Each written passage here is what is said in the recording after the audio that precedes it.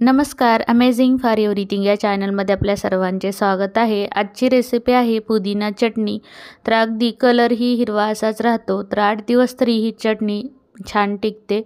तर इथे आपण भरपूर असा पुदिना घेतलेला आहे। तर एक जुडी पुदिन्याची मी अशी पानं तोडून घेतलेली आहेत। देठं घ्यायचे नाहीत, कारण देठं घेतल्यामुळे चटणी काळी पडती। देठामध्ये जास्त फायबर असतं। तर इथे मी मुठभर कोथिंबीर घेतली। कोथिंबीर काड्यासोबत घ्यायची, ती स्वच्छ धुवून घेतलेली आहे। हिरव्या मिरच्या घेतल्यात 3 ते 4।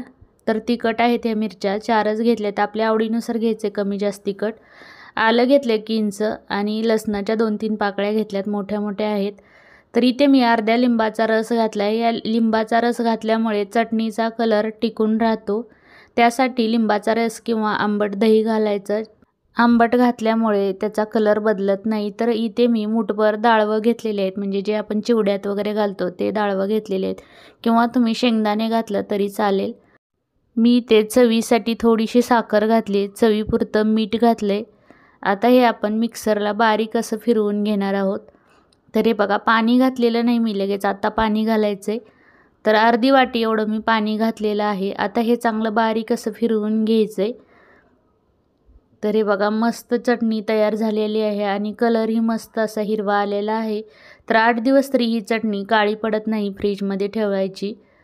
तर मस्त अशी चटणी बनवून ठेवा। व्हिडिओ जर आवडला असेल तर एक लाईक करा, शेअर करा, कमेंट करा आणि अमेझिंग फॉर एव्हरीथिंग या चॅनलला सबस्क्राईब करा। लवकरच भेटूया एका नवीन व्हिडिओमध्ये साध्या सोप्या रेसिपीसोबत। व्हिडिओ बघितल्याबद्दल धन्यवाद।